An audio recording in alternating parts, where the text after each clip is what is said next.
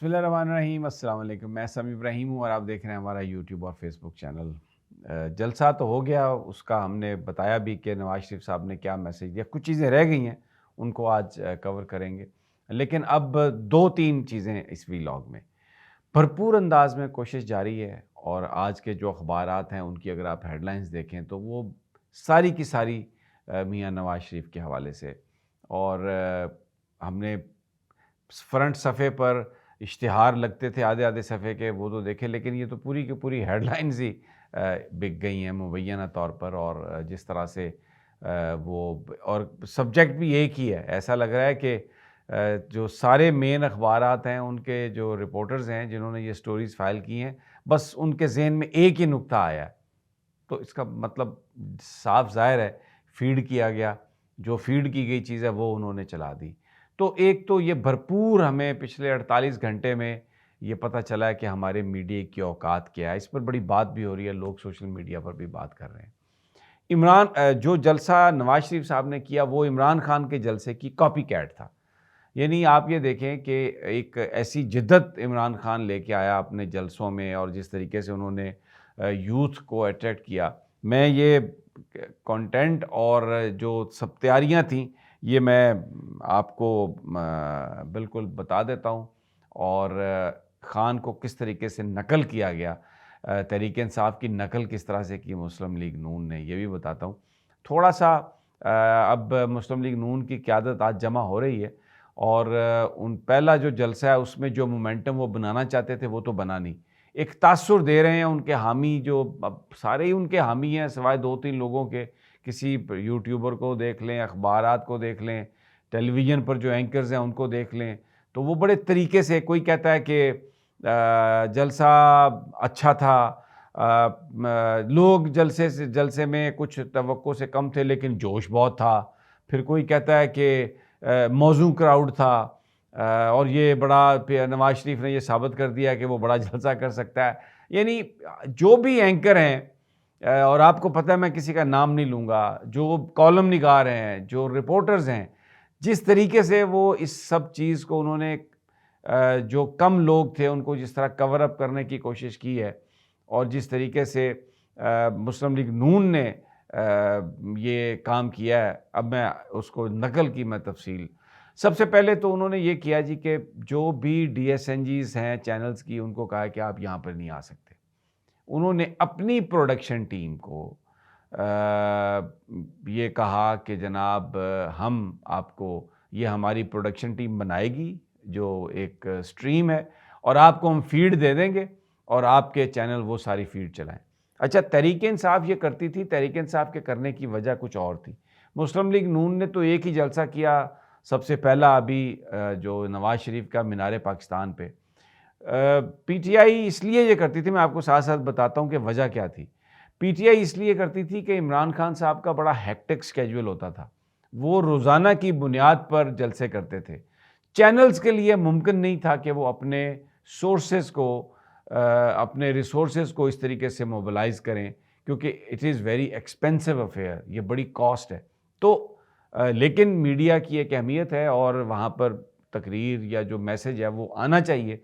तो PTI ने अपनी एक जो टीम है, एक चैनल के साथ उन्होंने एग्रीमेंट किया और उनकी प्रोडक्शन टीम को हायर किया और उसको कहा कि हम आपको इतने पैसे देंगे, हमारा हर जलसा आपने कवर करना है और उसकी फीड जो है वो दे देनी है। और चैनल्स के ऑफिसेस को वो जो सैटेलाइट का लिंक है उसके सारे नंबर्स मिल जाते थे कि अगर आपकी DSNG वहाँ पर नहीं भी पहुँच सकती तो कोई मसला नहीं है, हमारा जो क्रू है वो आपको फीड दे देगा। PTI की वजह ये थी।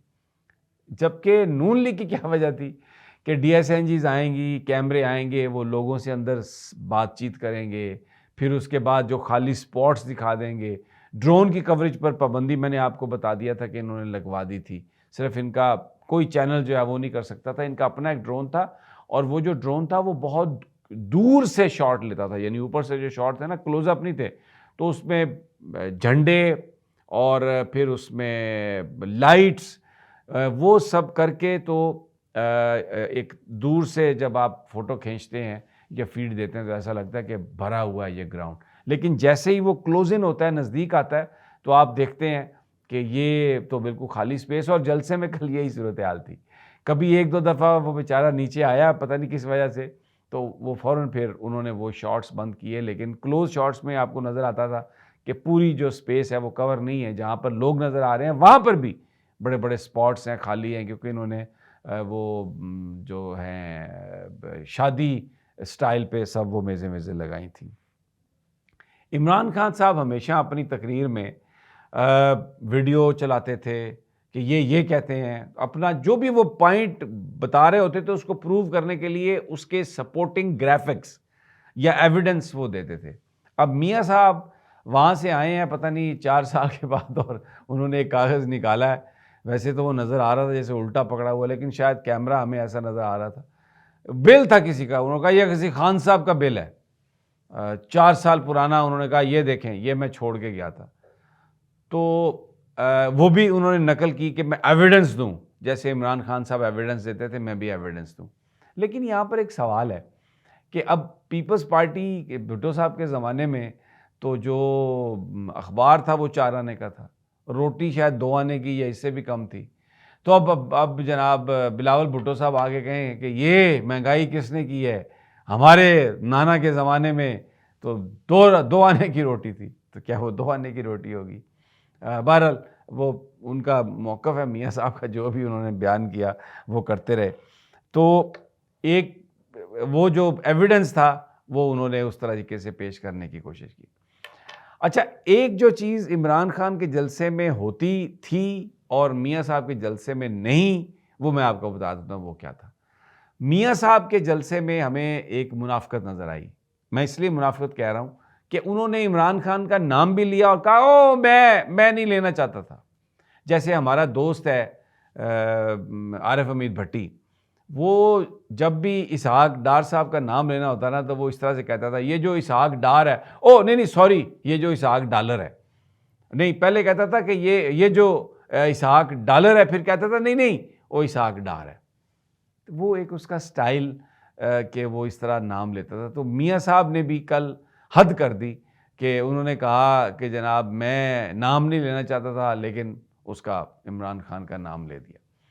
اچھا، پھر اس کے بعد جو ایک ہمیں اور چیز نظر آئی، عمران خان تو بالکل کھل کر نام لیتا تھا. وہ اگر کسی پر تنقید کرتا تھا تو کھل پر تنقید کرتا تھا، کھل کر جس وجہ سے تنقید کرتا تھا وہ بھی بتاتا تھا. میاں صاحب ڈرے مجھے وزیر اعظم نہیں بنایا تو میں اتنا روؤں گا کہ طوفان آ جائے گا. اور یہ کہا کہ یہ جو میرا شعر ہے اس کا مطلب دیکھیں، اس کو سمجھنے کی کوشش کریں، یہی سب کچھ بتائے گا. تو جو منافقت عمران کے جلسے میں نہیں ہوتی تھی، جو ڈر اس کے جلسے میں نہیں ہوتا تھا، وہ کھل کر بات کرتا تھا، وہ منافقت اور وہ ڈر ہمیں نون لیگ کے نواز شریف کے جلسے میں نظر آیا. پھر انہوں نے ٹوپی ڈرامہ خوب کیا. وہ کبوتر 5-6 آ گئے ادھر اوپر، ایک کبوتر تو ان کے سر پہ بھی بیٹھ گیا، بڑا سرور صاف کرتے رہے، مجھے نہیں پتا اس کبوتر نے کیا کیا وہاں پہ، لیکن بہرحال وہ یوں ہاتھوں سے یوں سر صاف کر رہے تھے. پھر وہ یوں انہوں نے ڈرامہ بھی پورا کیا، یوں یہ اس طرح سے کر کے کبوتر بٹھا کے. تو وہ تصویر بھی آپ دیکھ سکتے ہیں بیک گراؤنڈ میں، وہ عمران خان نے عقاب اس طرح سے وہ اٹھایا ہوا تھا. تو ایک ایسا، یعنی وہ جو عمران خان کے جو تجربے ہیں، ان کا خیال شاید یہ ہے کہ وہ جو ٹرکس ہیں اگر وہ ہم کریں گے تو ہم بھی خان کی طرح پاپولر ہو جائیں گے. ایسا نہیں ہے. پاپولر ہوتا ہے انسان اپنے کنٹینٹ کی وجہ سے، اپنے نظریات کی وجہ سے، اپنے کردار کی وجہ سے. وہ تو ہے نہیں. تو جعل سازی سے وہ سب کچھ کرنے کی کوشش کر رہے ہیں. بہرحال اب آج میٹنگ ہے اور اب یہ اگلے جلسوں کا ایک پلان دینا چاہ رہے ہیں، اور اس میں فیئر بھی ہے کہ جلسے بڑے نہیں ہوئے تو کیا ہوگا. اور پھر ایک مسئلہ یہ ہوگا کہ اگر ان کو تو جلسے کرنے کی اجازت ہے، تحریک انصاف جو ہے وہ جلسے نہیں کر پا رہی، تو جو نظام کے اندر جو خرابیاں ہیں وہ یہ خود بخود اس کو ایکسپوز کرتے جا رہے ہیں، اور لوگوں کو یہ نظر آ رہا ہے کہ کس طریقے سے مطلب کہ جو ان کے اپنی فائدے کی چیزیں ہیں وہ کی جا رہی ہیں، اور جو ان کے مخالفین ہیں ان کو دبایا جا رہا ہے. تو یہ کوئی لیول پلینگ فیلڈ تو ہے نہیں. تو جو ایک آزاد شفاف انتخاب کا جو کانسیپٹ ہے وہ لوگوں کو پتہ چل گیا ہے کہ وہ اس پر عمل نہیں ہو رہا. کانا میں اجازت دی گئی ورکرز کنونشن کی، اور پھر پی ٹی آئی کا دفتر ریڈ کر کے توڑ پھوڑ دیا، وہاں پر جو لوگ اس کو آرگنائز کر رہے تھے ان کے ساتھ پکڑ دکڑ شروع کر دی. یہ بھی ہمیں صرف ایک چکر دینے کے لیے it was just a mere eyewash کہ جی ان کو مینار پاکستان میں ہم نے جلسے کی اجازت دی ہے تو آپ کو کانا میں. بہرحال انشاءاللہ جلد ملاقات ہوتی ہے اگلی ویڈیو میں. اللہ نے کے بعد.